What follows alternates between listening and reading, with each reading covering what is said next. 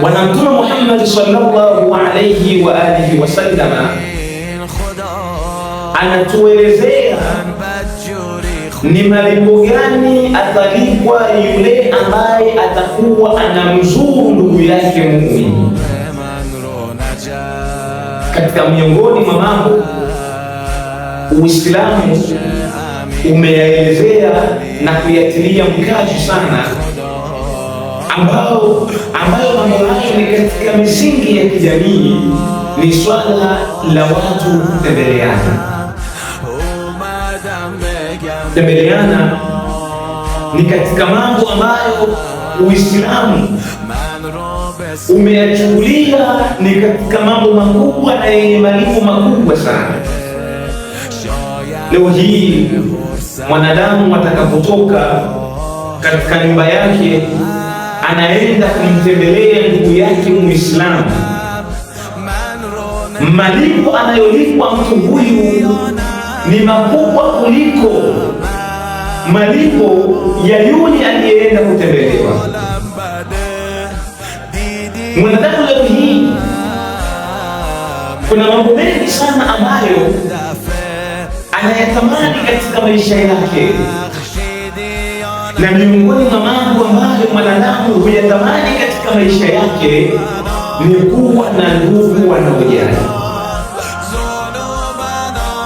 Mwanadamu anapokuwa na ndugu wanaojali, anaona kwamba amezungukwa na watu wanaomfuatiliza hali yake, anaona amezungukwa na watu wanaojali hali yake.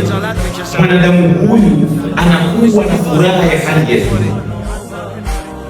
Sasa Bwana Mtume sallallahu alayhi wa alihi wasallam anapozungumzia swala hili la watu kutembeleana, Bwana Mtume anasema mtu huyu atakapomtembelea ndugu yake Muislamu, anasema Mwenyezi Mungu, mtu huyu anakuwa na ujira. Anasema Bwana Mtume, mtu huyu anakuwa na ujira mkubwa kupitiliza.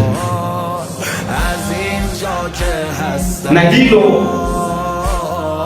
ni jambo ambalo Amirul Mu'minin Ali bin Abi Talib, Al-Imam Jaafar As-Sadiq, vile vile unapowaambia unakuta kuna mambo mengi sana wanayazungumzia katika swala zima la watu kutembeleana. Kutembeleana, ndugu zangu, ni ishara ya kudumisha undugu. Kutembeleana ni ishara ya kuunganisha undugu. Kutembeleana ni ishara ya kuonyesha kwamba mnajaliana. Sasa vipi leo hii tuyakose malipo haya? Mtu unakaa wiki nzima haujamuona ndugu yako, haujaisikia sauti ya ndugu yako, haujui ndugu yako anaendelea vipi.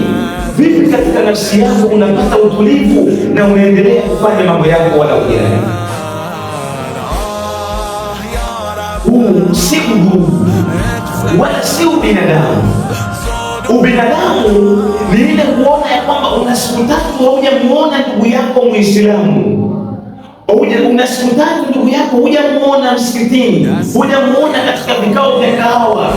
Unafunga safari, unatoka unaenda katika nyumba yake kumtembelea, kujua hali yake ipoje. Huu ndio Uislamu. Uislamu si kukaa mwenyewane. Uislamu si kutengana, si kukaa kila mtu pande yake na kujali mambo yake kama ambavyo leo hii watu wa magharibi wametutengenezea. Uislamu ni undugu. Uislamu ni kupendana. Uislamu ni kushikamana, lakini Uislamu ni kutembeleana. Wassalamu alaikum warahmatullahi wabarakatuh.